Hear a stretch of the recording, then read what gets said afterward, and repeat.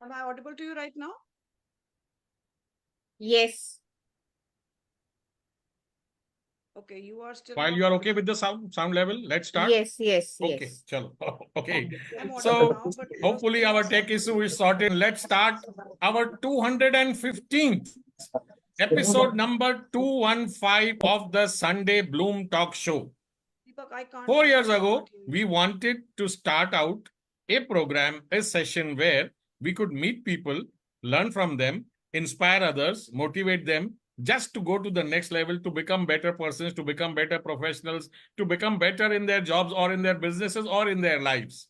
In that process, we've had people from all across the globe coming and gracing our platform, sharing their experiences, their knowledge, helping them become just a little bit better. In that series, we have today on our 215th Bloom Sunday Talk Show, Himanshi Awaal. She helps change people's hearts and minds. She's a mindset transformer coach. She's an award winning facilitator, training and development knowledge partner. She specializes in creating leadership, transformational communication, and mindset re engineering programs. Wow. It helps organizations guide their people towards growth in their personal and professional lives. She has 18 plus years of experience with various organizations. She has been relentlessly working towards creating awareness on mental health, emotional intelligence, DEI, and POSH Pan India. She works as the chief facilitator and consultant with top organizations. She's certified in Train the Trainer, OBT and GRAME oriented activities, and POSH. Let me officially welcome Himanshi to the show. Himanshi, welcome to the program. Let's see you.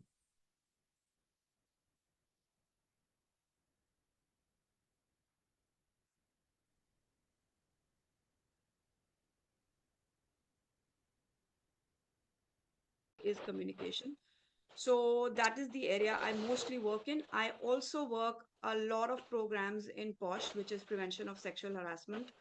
I do programs in gender sensitization for both genders, and I do a lot of programs in diversity, equity, and inclusion as well.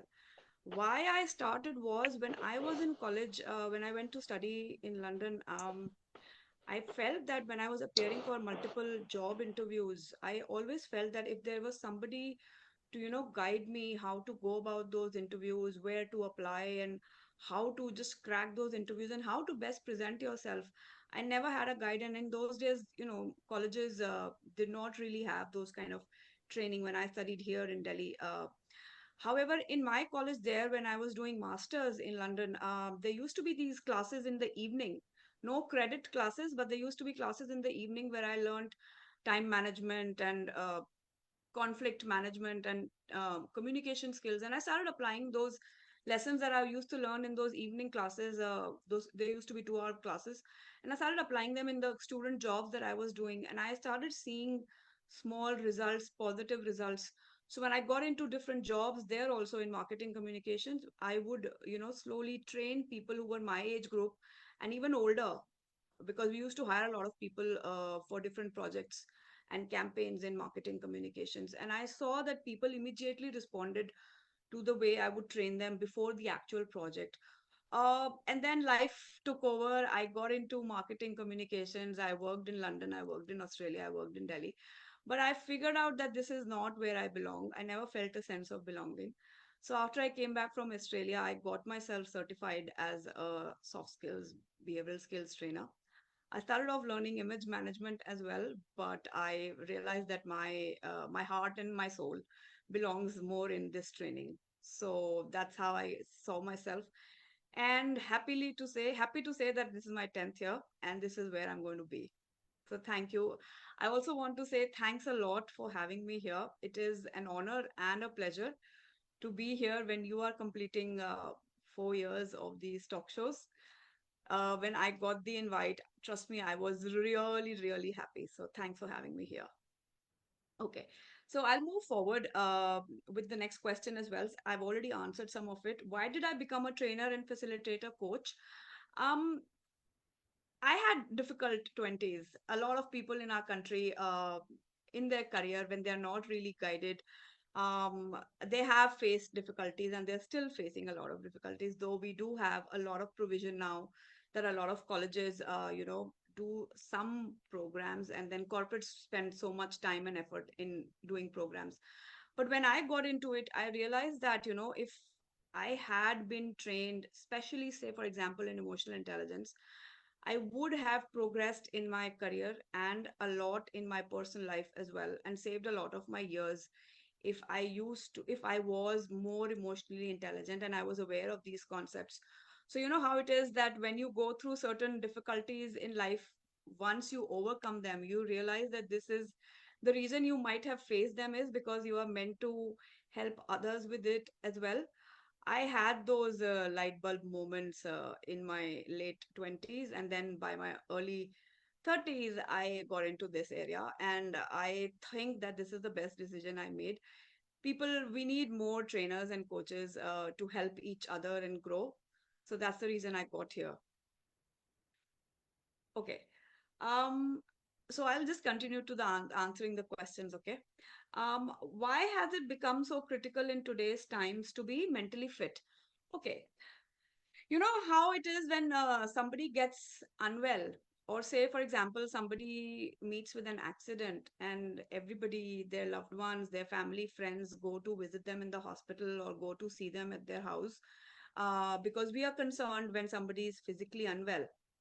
But then when somebody says that they're going through anxiety or extreme stress or tension, or people say the D word, which is they're depressed, it is only now that the world is starting to accept that this is something that needs to be given importance, right? However, I've always believed that more than physical fitness, people require mental fitness, because if I'm mentally fit, then I will take care of myself physically as well. For example, if I'm mentally fit, if I know the difference between right and wrong, everybody knows what they should eat, what they should not, how much sleep they should take, how much water they should drink, they should go for a walk or exercise or something. But then, how many do it? But when we are more mentally fit, when we are aware of our requirements, mental, physical, emotional, even spiritual requirements, we take and we put an effort to, take care of ourselves. So when it comes to just me, if I am mentally fit, I can live a more productive life. I can live a more fulfilling life. And not just personal life, but when I'm in the workplace with other people, my communication will be better with people. I'll be able to express my ideas better. I'll be able to understand people better. I'll be able to deal with difficult situations or critical situations, conflicting situations in a lot better manner when I am more mentally fit. So, this is something really required. It has always been required. And finally, we are at a stage in the world where more and more people are giving importance to this. We are having conversations like this, and people are practicing it. So I think this is the best time to have been alive, where, mental fitness, mental health is being given value finally. So yeah, I think everybody should be do working on this. Also, because competition in the in the workplace is so much. Don't want to cite any examples of what's been happening in the workplace and the news that's been coming in. But when a news comes in, think about it, how many people must be going through similar, maybe lesser situations, which obviously are never reported in the news. So somewhere or the other, everybody goes through something, some or the other stress, which is a given, right? But when we are mentally fit, when we have tools and techniques to deal with difficult situations, a lot of the times what we call difficult, the definition changes. When the definition changes, the same circumstances change because our view of those circumstances changes. So, if I give you an example, when I used to work in the corporate, when I had come back from London, I got a job in brand management with one of the top consumer marketing companies in India.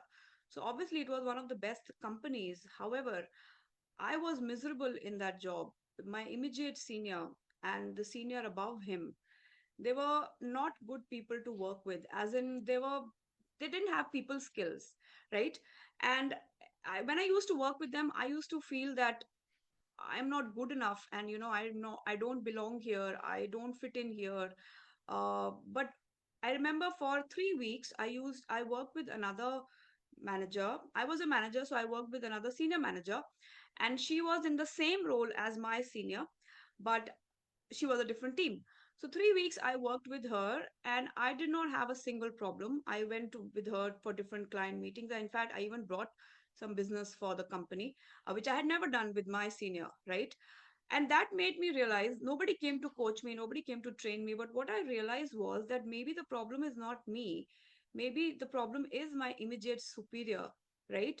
But he did not know how to deal with people. I did not know how to deal with him. And eventually I left that job, and more than half my team quit that job because of that person.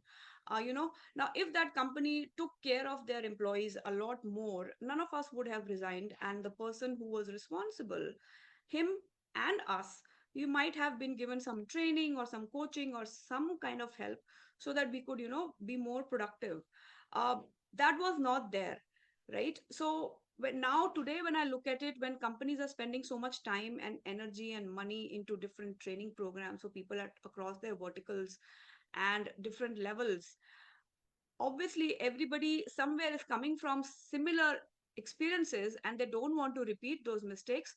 And therefore I believe that it is becoming more and more critical that people are spending time and effort on their own growth as well as their team growth, eventually, which means that an organization wherever we work grows. So collective growth will happen only when we individually work on it. So I believe it is a duty everybody should have on themselves to do something about their mental fitness, right? Okay, I'll move to the next question. What does one have to do to be mentally and emotionally fit? Okay, there's a lot of things that one can do. Different people are at different stages, but what we need to everybody, what we need to understand is the WIIFM. I believe some of us might be aware of what this is. WIIFM is what's in it for me. Anything that we do, in fact, everything that we do, from the moment we wake up to the moment we go to sleep, everything that we are doing is doing for this.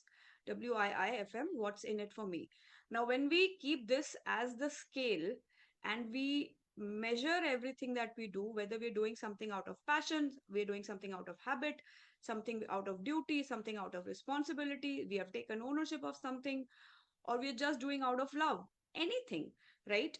Everything, if we check, why am I doing this? What's in it for me, right? If we use this as a scale, right?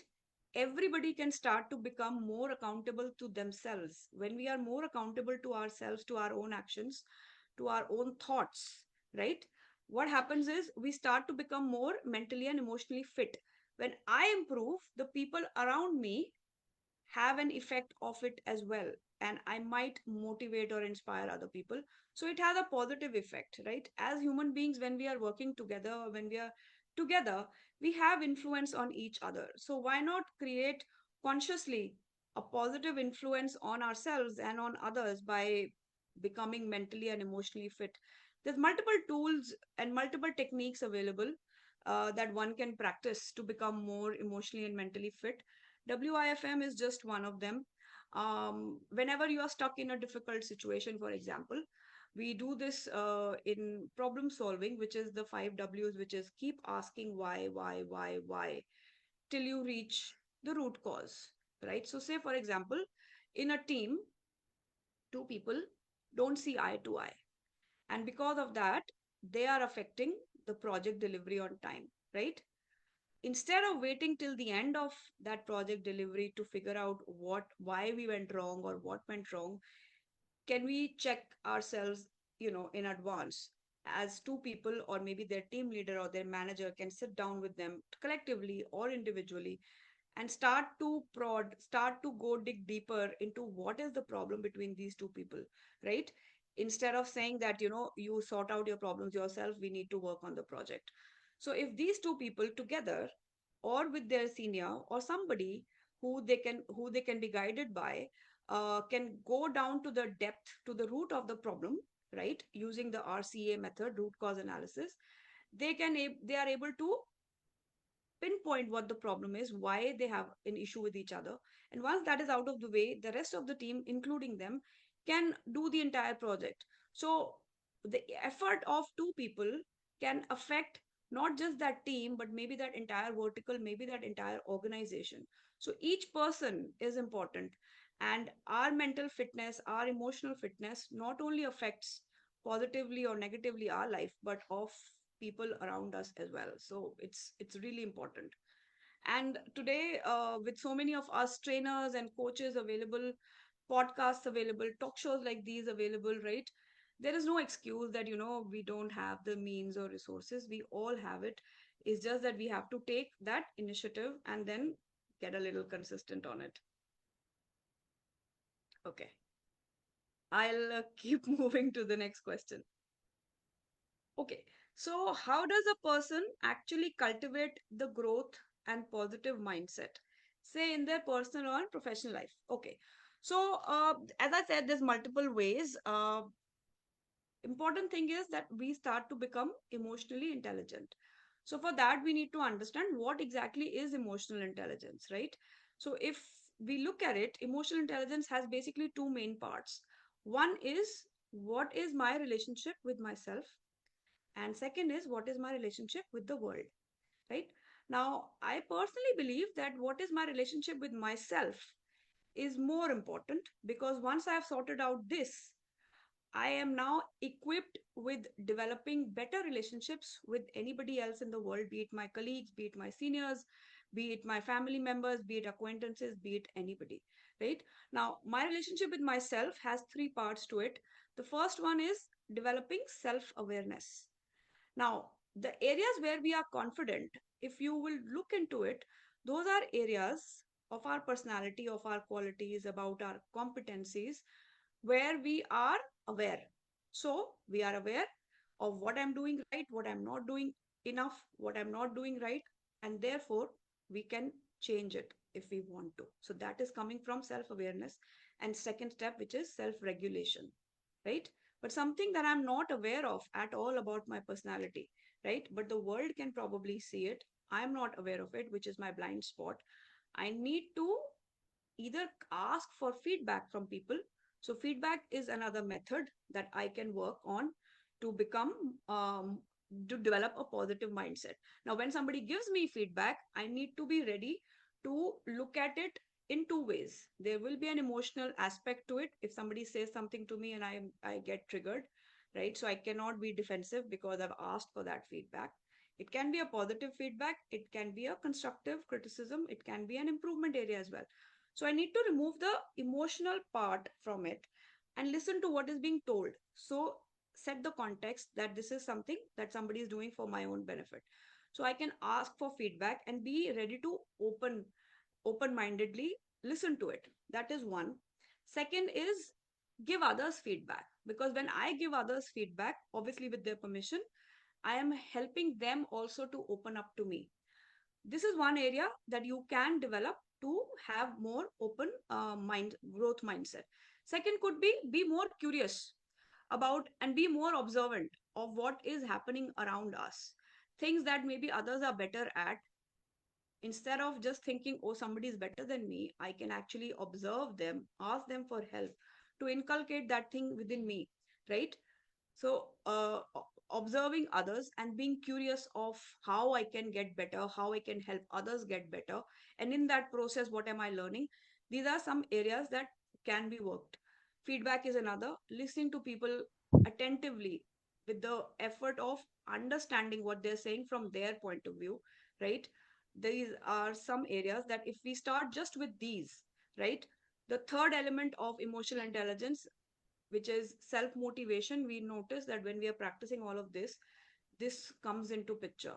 We start to become more self motivated, and once I see some good results of what I did and I got good results, most human beings want to repeat it, want to repeat, the good experience that we had, whether we had that personally or I did something and it helped somebody else.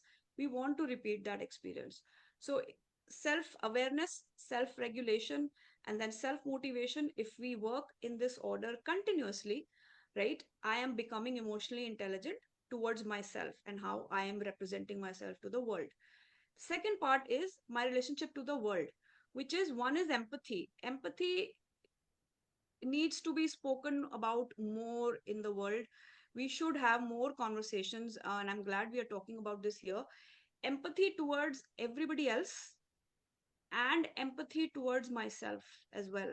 So, say for example, forgiving others for maybe something that they did intentionally or unintentionally, having an effective communication with them. Effective, what I mean by effective is speaking to them openly without any grudges or without any things that I've already decided in my mind. So, no particular notions, no assumptions, right? And speaking to just them to understand their point of view, and then explaining my point of view with an open mind that maybe whatever I was thinking might be completely off the charts, right? So when I'm doing that, I'm developing empathy for others as well as for myself, and then continuously keep doing this. And then looking at the last part of emotional intelligence, which is looking at developing more social relationships. So giving a chance to other people to get to know me and giving myself a chance to get to know other people. If we follow these 5 steps slowly, we start to become more emotionally intelligent. When we start to become more emotionally intelligent, our relationships with people improve. And this is not theory. I've done this for myself over the last several years. A lot of my one-on-one coaches that I work with, and even in corporate workshops, we have tried this. This works. You can start at a small level or at a larger level. This always works if we work on these 5 steps. What is the benchmark for an ideal relationship with self? Okay, everybody has their own benchmarks, but if I am happy, I am authentic, I am genuine with myself, right? What I did and what I said, there is no gap in it. So if I said that I would do something and I did it, if I'm not able to do it, I'm able to be I am able to take accountability for it, right? Whatever responsibilities I have taken, I'm able to continuously motivate myself. If I keep doing these, see, there's a lot of things we can't work on all in one go. But even if we work on these, right? Keep your communication clear, keep your communication authentic, be empathetic towards others, be empathetic towards yourself, listen to people and be curious.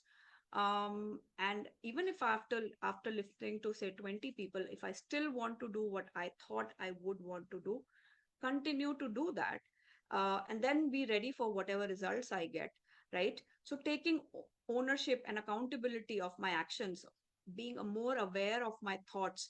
So my younger brother, he works in the medical field and he's very spiritually inclined and much far advanced than I am. He told me this thing long back, a lot of years back. At that time, it didn't make sense to me. And then finally, there was a light bulb moment a few couple years ago when I finally understood. He said one thing, that when we are thinking, right, consciously, subconsciously, right, observe your thoughts. So don't think that you are your thoughts. Observe your thoughts and listen to your thoughts as if you say you are listening to another person. At that time, when he initially said several years back, I did not understand, right? But now this makes so much sense. If we can observe our thoughts, which direction they are going, especially say in a difficult situation or whatever we say that, stressful situation, if we observe our thoughts to see which way they are going, and we can consciously bring back to the direction where we want to go because we are trying to develop a positive mindset, you will notice that over a period of time, your thoughts, your negative thoughts will reduce. Uh, and they will be default setting will change and you will have more of positive thoughts. Now, a lot of us already have a lot of positive thoughts in a lot of areas where we have more confidence.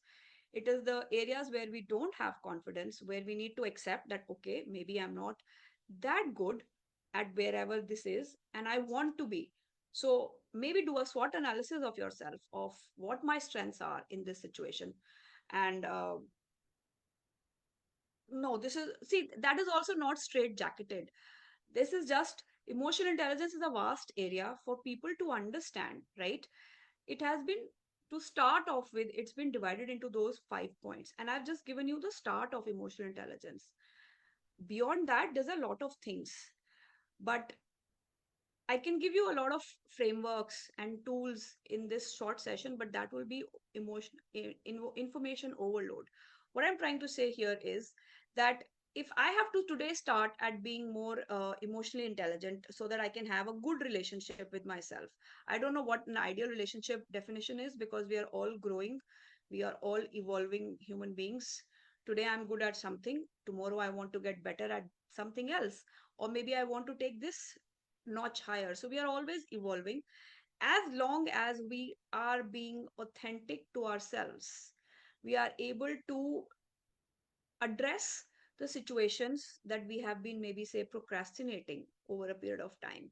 When I procrastinate something, right, I'm not being honest with myself. So all of us who say that we are a very honest person, like I used to say I'm an honest person, I've never been dishonest with anybody, but then I realized that I'm also procrastinating a lot of things. When we procrastinate, we are not being honest with ourselves. So I'll give you an example. Say I have wanted to write a book for a very long time. So I wanted to be an author, but so far I'm not an author, right? I've never, still not written a book. I wanted to write regularly on LinkedIn and get active on Instagram. I started getting active on Instagram 4 years back, but then I stopped. Finally, I decided that this year I'm going to get active on LinkedIn because enough is enough, right? So what happens is I took an ownership of what I had been wanting to do, because it was, I cannot put it off anymore. I wanted to be more authentic with myself. I wanted to be more honest with myself, and I wanted to test whether I can write or not. So I started writing on LinkedIn, and eventually I have been trying to be more consistent with it. So finally, I am not procrastinating this. So in this regard, I feel that finally I am honest with myself, right? So when we start to develop more honesty with ourselves, for example, procrastination, something um, gets out of the picture, starts to diminish, right?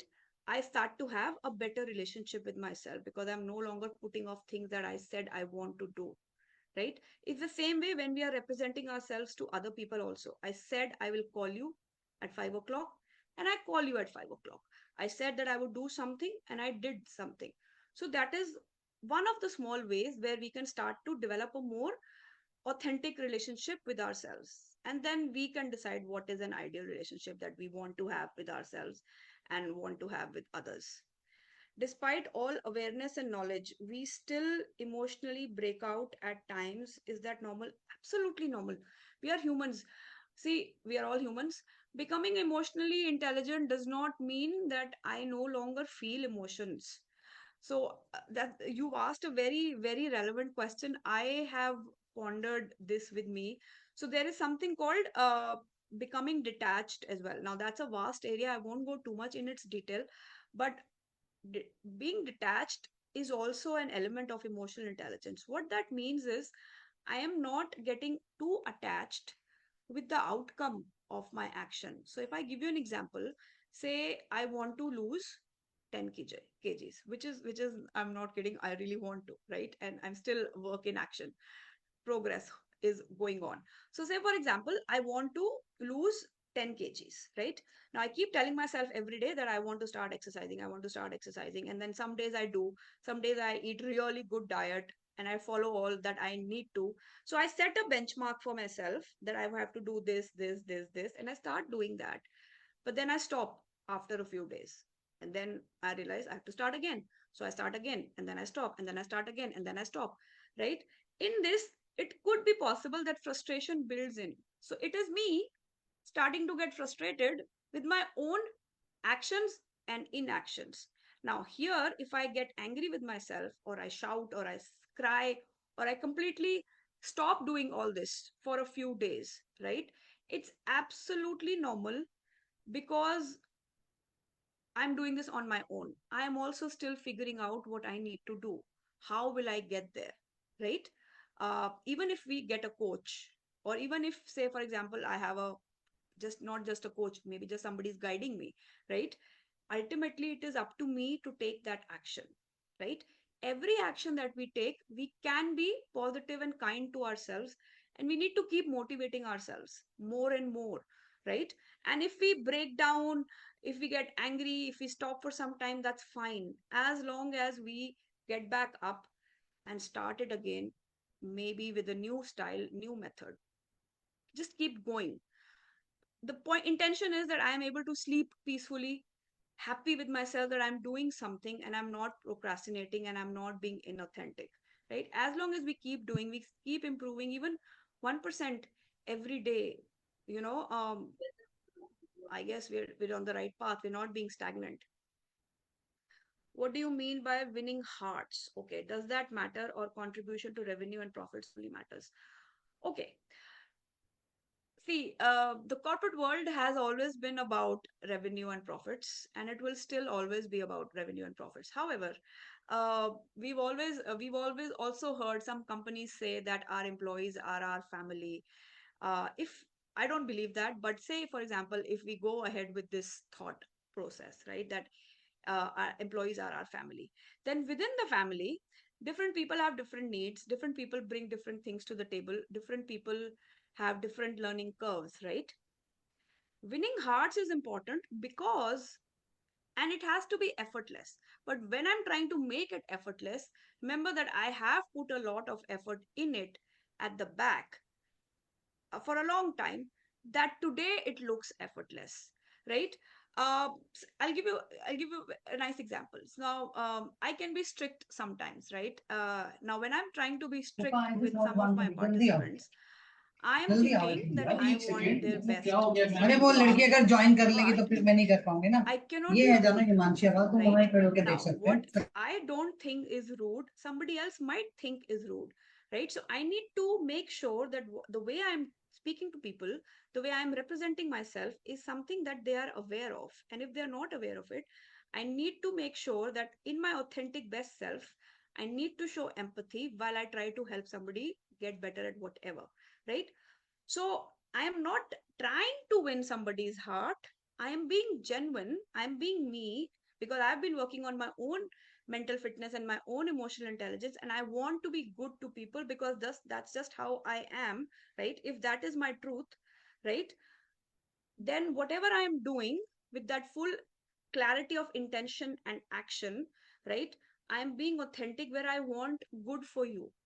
Now, a lot of times it is possible that somebody might not understand my intention. So it is my duty to help the other person understand my through my action what my intention is. So I need to speak your language first before you will understand what maybe my language could be. So when we say we want to win hearts, it's only because the world we are in today, with more and more people awakening to their mental fitness, awakening to their emotional intelligence, manipulation will not have space, hopefully, as we go forward. Which means I cannot pretend to be caring for you when I don't really care for you, right? So when I say that we want to win hearts, we just want to say to people that we care for you, we support you, we are here with you, right? We will work together. So their teamwork is not just words, right? Team bonding is not just words. Team bonding is not just some lunches and dinners and some games and activities. Team bonding is when people who really need support, people who need care, that care is there the way they want that care. So we are living in a world where diversity is getting positive attention, right? Where people are moving forward towards equality as well as equity, right? And therefore, we are also wanting to include people. So if my voice is different from your voice, I cannot be sidelined anymore. My voice also needs to be heard.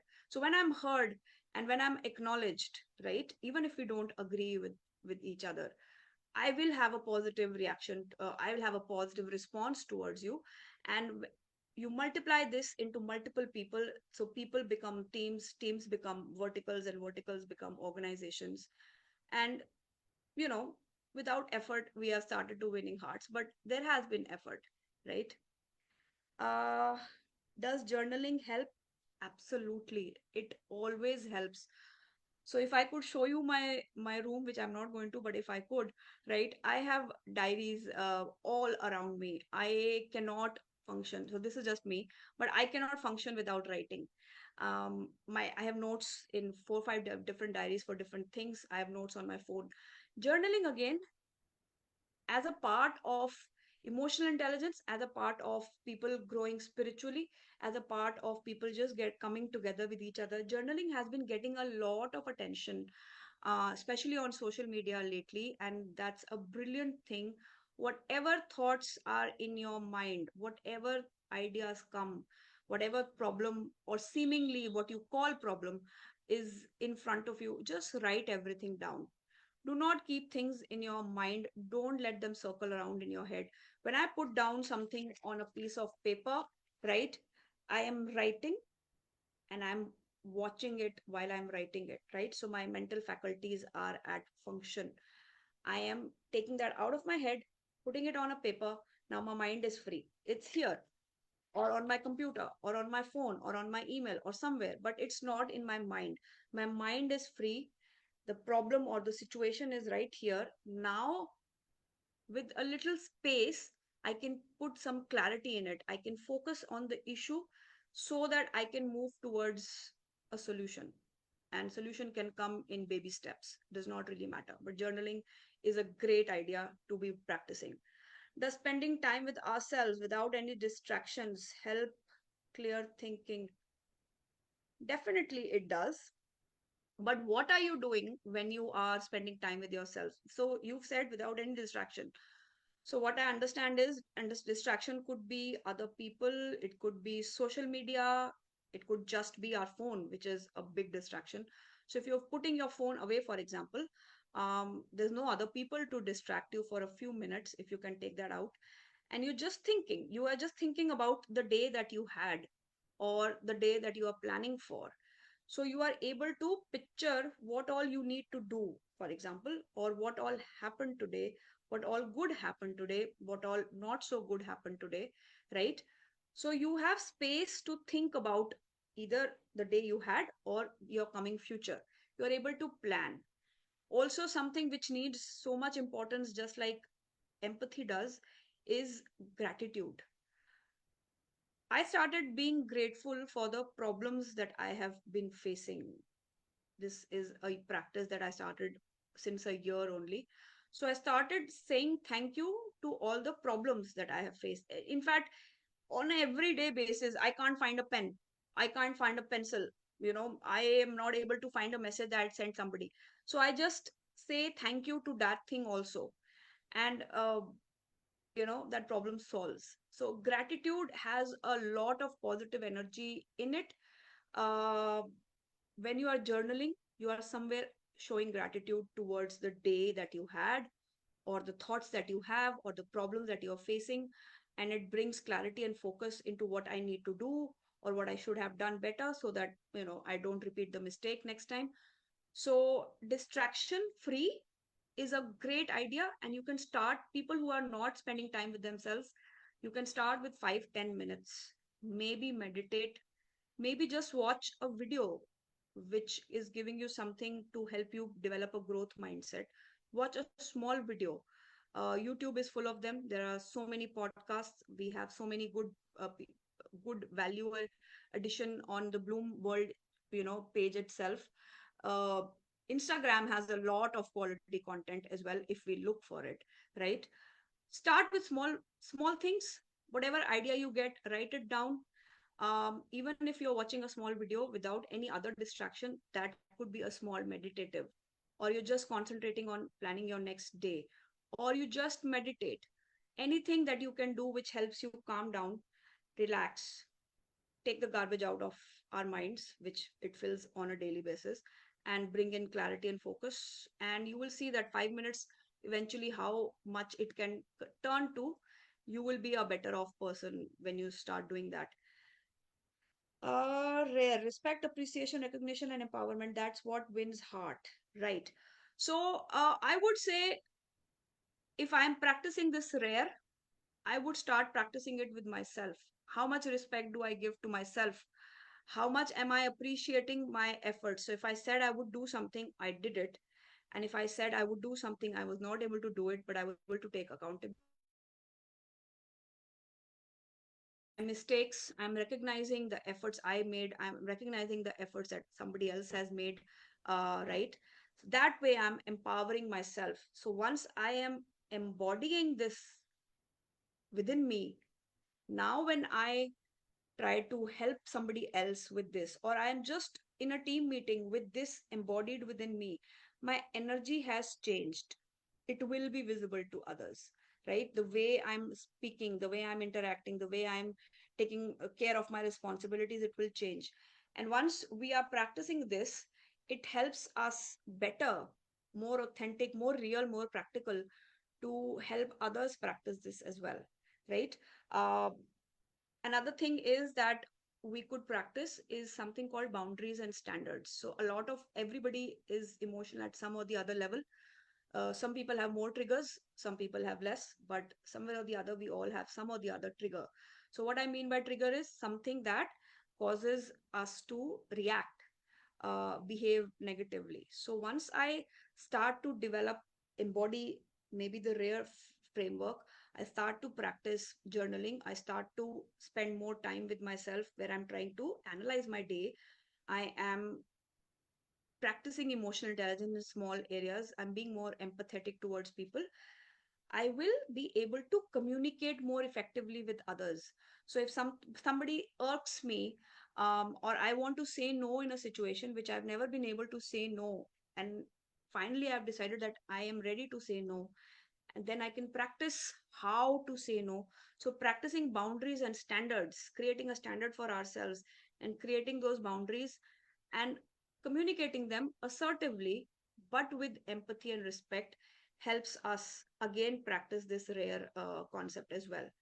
Trigger assessment by reflection and introspection can really help. Yes, a trigger assessment again. So I've said something called blind spot, right? So blind spot is something that I am not aware of myself, but others can observe this in me. So by using feedback, I can get to be aware of my blind spots. Once I'm aware of my blind spots, right, I can then start to get better aware of triggers as well. So why did somebody's behavior trigger me? If somebody was loud in volume, why did I feel that they were insulting me, right? So that could be a trigger for me. So once I start to practice this, my triggers will start to reduce, right?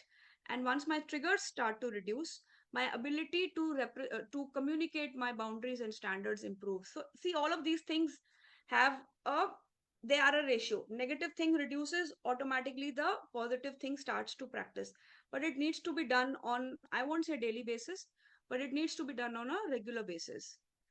Creating boundaries by assertion and self respect is a must, absolutely. But I've also noticed in a lot of my one on one or even group coaching at corporate level, when we understand the concept of boundaries and standards, right? People say, for example, who never practiced it, they've understood the concept, so but means they start to practice it, sometimes they bring in the elements of lack of empathy for others. They bring in an element of anger for others when they're starting to practice their boundaries and standards, right? So at this stage also, if we can continue to give feedback to ourselves and ask others for feedback, right, eventually we become more assertive and less passive or less aggressive when we are practicing boundaries and standards, and that again helps us to have better relationships with others. So when I say no to you, you also know the reason I've said no to you, right? And the way I've said no to you, you do not leave that scenario with an angry or irritated mindset just because I've said no to you, because of the way I've said it. So by practicing this, I can still continue to have good or even better relationships with people, right? So again, it's an element of intention and action. And this is an element of, I am developing the skill. I also need to have the will to present this skill that I am developing in a way that it will be understood to others. Okay. Um, okay, I think I've answered all points here. I'll go back to the questions that we had. So there was this one question: how can one stay relaxed and calm in this cutthroat competitive world? It's not very hard, actually. When I decide that I am not going to let other people's behavior affect me, I can start from there. Eventually, and it's a journey. I've gone through this journey. I still go through this journey. And I'm sure a lot of us have gone through it and we're still going through it. Just remember that we are also practicing, right?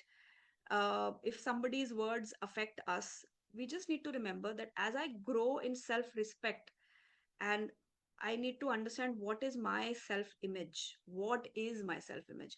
Write it down, if on everything, right? Once I start to understand my self image, I will stop giving more value to what the other person is saying, because when I give more value to what the other person is saying, that means somewhere in my head, I have put the other person at a pedestal that they are better than me, and therefore I am not as good as them, and therefore whatever they are saying matters so much to me. It's an element. It is at some for some people it could be a very deep rooted trauma and deep rooted triggers also. So there are other things that they need to do. I won't go into that because it's not the scope of this talk show. But for everybody else, we just need to understand that I am as good as everybody else. I need to understand that, and I need to say this to myself on a daily basis. When I do, my triggers will reduce because I'm no longer putting other people's words and actions on a pedestal. Everybody is equal. So what you said is your opinion. Let me think about it. Maybe there is some good in what you said to me, and that helps. It's helped me. It's helped a lot of people, and I'm sure a lot of you might have practiced this. If you can share what positive you got out of it. Okay. Thank you so much. Thank you, all of you, Deepak, Payal, and Abhijit, for having me here. This is a this is an experience.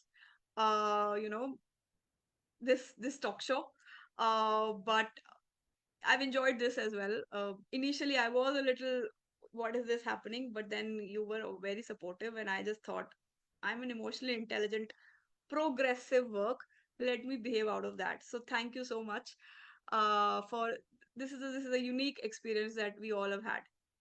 The show must go on. Thank you so much. This has been a unique episode. I mean, we've had 215 of them, and we have had tech issues where sometimes something doesn't work, but a whole episode going on with just questions, in the chat and some pre-recorded questions, and the guest answering and being able to hold the audience attention for the continuous full duration of the show. Thank you, Himanshi, for joining in, for sharing your thoughts, for speaking with us, and everybody else who has joined in, taking time out on this Sunday afternoon. It's time to go back to our families, and not before. I remind you that next 216th episode is going to happen here, same day, same time at 12:30 in the afternoon, India time. Looking forward to meeting all of you over there. See you. God bless us all. Namaste and thank you very much. Bye.